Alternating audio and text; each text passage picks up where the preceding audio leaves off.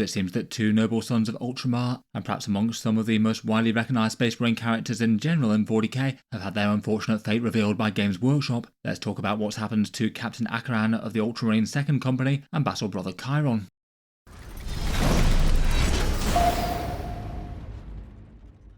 Hello and welcome back to Warspecs Tactics, where today we're talking 40k lore updates with what Games Workshop has recently revealed about the Ultramarine 2nd Company. At the start of the weekend, Games Workshop just released news about their End Edition campaign for Warhammer 40k. This should be happening over the last 6 months or so of 10th edition, and going by the last few of them is often really quite a fairly big impact thing in the lore. Between this and the start of a new 40k edition, it's perhaps at these times when you get the most dramatic changes happening in the galaxy of the 41st millennium. Central to this narrative is that Demetrian Titus of Space Marine 2 fame has been promoted to the captain of the 2nd Company. Games Workshop revealed a shiny new miniature for him alongside a command squad of the Wardens of Ultramar, fighting alongside Gadriel serving as his banner bearer and his mentor veteran Sergeant Matoris as some mortal hangers-on to help him conduct his vast campaign. This begs the question of where Captain Acheran was though, given that the 2nd Company of Ultramarines already had a captain, and perhaps to a lesser extent brother Chairon, given that out of the set of 3 Marines that fight their way through Space Marine 2, Gadriel is here but Chairon was not. Captain Acheran is the Space Marine captain who sends you on missions in Space Marine 2, acting as the captain of the 2nd Company, and pretty famous for sending Titus into battle for some pretty important missions with a combined team of no more than 3 men. His appearance is really quite similar to the Captain and Phobos armor miniature currently on sale from Games Workshop. At the weekend, Games Workshop did say that they'd have a lore update for him, describing him as the former leader of the 2nd Company, and saying there's only one way that Space Marine jobs usually open up, implying that he was probably dead, but might have been either injured, lost in action, or potentially something else like demoted or side-graded to another company. It certainly didn't sound like great news for him though, and a fair few more people are invested with the fates of people they're actually seen and interacted with in computer games, perhaps more so than the average 40k character. It seems that Captain Acheran isn't the only one that's mentioned in this update though, as unfortunately brother Maduris Chairon was along for the ride. He's one of your 2 squad mates during the events of Space Marine 2. He's a pretty interesting character in himself, being alive all the way back from the Horus Heresy, and witnessing the Ultramarines' betrayal by the Wordbearers Legion at first hand in Calth. The Ultramarines fighting inspired him and he passed the trials to become a neophyte of the Legion, and then volunteered for the secret project of Belisarius Core, being placed in stasis for 10,000 years and emerging in the Indomitus era as a Primaris Marine and part of the reinforcements to the Ultramarines chapter then. So basically he's an ancient character, but one that's still effectively really quite young. He serves alongside Titus and is a relatively likeable character, being a bit of a foil to Gadriel's suspicion and also executing a chaos-tainted astropath who accused Titus of heresy, unmasking the astropath as tainted by chaos. Given that he wasn't mentioned, but the other 2 Marines, there were also questions as to what had happened to him, though it felt like at the weekend there maybe wasn't quite as much concern as Acheran, given that there was no reason that he couldn't just be elsewhere and still fighting, even if you probably would have expected him to be in the command squad style kit if Gadriel was. Today though, and perhaps unfortunately for the pair of them, Games Workshop have given a lore update. The lore update article that Games Workshop dropped was talking through the history of the Ultramarine 2nd Company, all of the commanders that have captained it in its recent history, and there's been really quite a few of them, to basically show how it got to Titus today. In the past, the 2nd Company were commanded by Captain Agamemnon, who is now the 1st Company and one of the Tetrarchs of Ultramar. Then Captain Trajan succeeded him, and when he was slain against a battle against the Eldari, as we know, Demetrian Titus took over, and during the events of the original Space Marine game, he was effectively sanctioned by the Inquisition, Leandros' suspicions being instrumental to that, and was basically imprisoned by the Inquisition for a bit. After that Inquisitor was removed, he then served on the Death Watch as a Black Shield, believing that he brought shame to the chapter with suspicions of him being chaos-tainted, and was restored to the Ultramarines in Space Marine 2. Succeeding him as captain though, Cato Sicarius took over command of the 2nd Company and won many great if over-ambitious victories, including stories around the 5th edition of Warhammer 40k on Black Reach, though Cato Sicarius was lost in the warp for 5 years during the trip back to Ultramar from Guilliman's crusades, and in the meantime Captain Acheran, one of his lieutenants, was appointed in his place. Acheran has then captained the 2nd Company through a vast amount of the more recent conflicts in Warhammer 40k. Ultramarines have been active all over the galaxy, fighting under Marnius Calgar in the battle for Vigilus against Abaddon the Despoiler and others, fighting in the battles of the early Indomitus Crusade, making war in the Pariah Nexus, fighting in the Plague Wars when Mortarion assailed Ultramar, and more recently fighting in the 4th Tyrannic War. The Space Marine 2 game was set during the 4th Tyrannic War, and that details the fight for the Residius system, first battling and overcoming the Tyranids, and then fighting with Marnius Calgar the Chapter Master versus the Thousand Sons.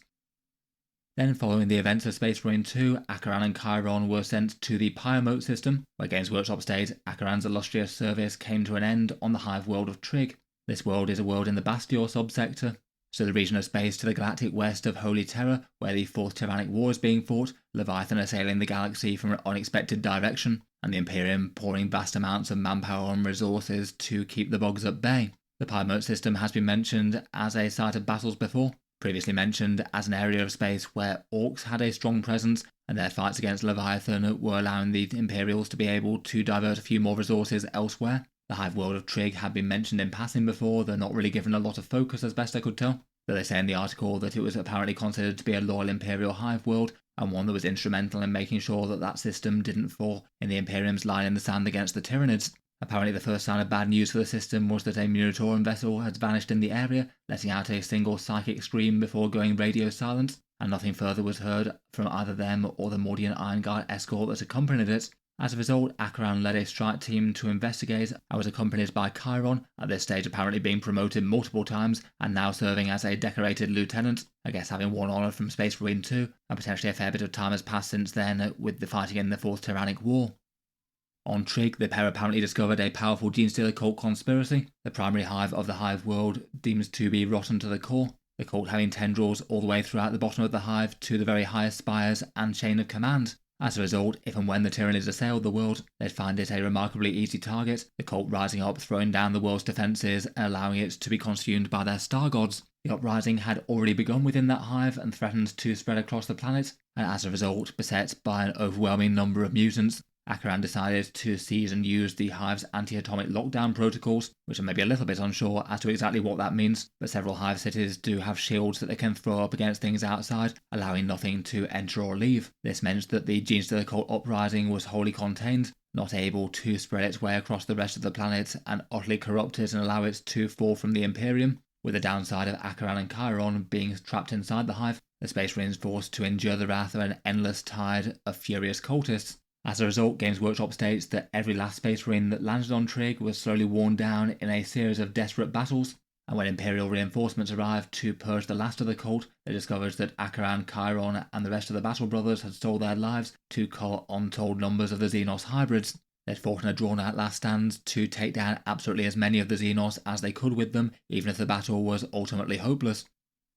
As a result, that leaves us to the status quo now. Titus promoted to the 2nd Company Captain of the Ultramarines once again. He's returned as a lieutenant and cleared his name during the actions of Space Marine 2, leading the chapter to a legendary victory against the Tyranids and Chaos in the Residia system, had restored his reputation, and then he further survived the suicidal mission versus Chaos that was shown during the secret level animation, where he's fighting against the Chaos Sorcerer alongside Blade Guard and his previous mentor. Apparently since then he's been continuing the fight against the Tyranids in the Bastior subsector on several worlds, before apparently being dispatched back to Ultramar to reclaim the 500 worlds at the request of the Primarch. We still really haven't had the full story for how the Fourth Tyrannic War is continuing to unfold at this point. This is perhaps one of the narratives that seems to be unfolding a bit beyond the initial blows of that. Apparently Gilliman able to spare at least some might to go back to Ultramar, maybe implying that the situation isn't quite as desperate as it was before. For the deaths of the characters, it is perhaps a shame to lose two of the best known Space Marines out there just due to the popularity of Space Marine 2. They're not exactly as well known as Titus or maybe Leandros perhaps, but still I thought each of them were cool characters in their own way. It's hard to understate the impact that Space Marine 2 has had on the hobby over the year or so since it came out, getting a huge amount of people interested in the hobby in general. I guess having characters that do die perhaps helps show the stakes of 40k and that heroes can fall. I feel like that's maybe something that Games Workshop like to embrace when they can, given that they can't usually kill characters off too easily that have a current model on sale for them. Out of the two, it seems that far more people care about Chairon than Acheran, at least from all the initial reactions I've seen so far about it. He is quite a likeable character, and it does feel a shame after all the Space Marines survive the actions of the game, only to apparently have them fall off-screen fairly rapidly against a new foe. It does maybe feel like finding out that these guys have fallen in a lore article versus seeing it in some sort of big-budget cinematic, either within a Space Marine game or one of Games Workshop's animations, just feels a little bit on the sad side. This is the way that really quite a lot of 40k lore gets dispensed, but at the same time it is a step down versus seeing the characters interact in a pretty glorious interactive story. I guess it's not possible that's all we'll hear about their end though. It feels like the story is interesting enough they could easily revisit it in more detail in a future way. It seems like them fighting against the Genestealer cults and an overwhelming horde would be something that would be great for a short animation. And probably unlikely, but if you wanted a Space Marine game mode, pitting these guys against a horde of cultists in the dark, I'm sure that would genuinely be something that people would have an interest in playing. I guess something like a novel or short story set around that could be another option. For narrative choices, it does sound like an end fitting for a Space Marine. There are definitely other choices they could have made. It feels like the death of Chairon just seems a little bit needless here. He could have just been kept alive and serving as another role elsewhere, perhaps still fighting as a normal member of the second company as opposed to being promoted to high command, and that could have left the possibility open for a new miniature at some point. I was also wondering whether we might see one or more of them grievously injured and interred in a dreadnought. That could have been another slightly horrendous but very 40k narrative that they could have shown front and centre, and was another option for them. From the language they used, it did say that they were all slain and not injured enough to restore to a dreadnought. That perhaps wouldn't be the biggest retcon in the world if they did decide to say that one of them was just clinging to life or something. Barring anything going against what they'd said before though, I guess that neither of these characters will be starring in the Space Marine 3 game that they'd announced, which given the recent lore updates I do wonder whether or not it might have Titus squaring off against Necrons. In any case though, let me know your thoughts as to the fall of Acheran and Chairon. Is this the end that these two Ultramarines deserved, or would you have done it differently? Let me know your thoughts down in the comments below.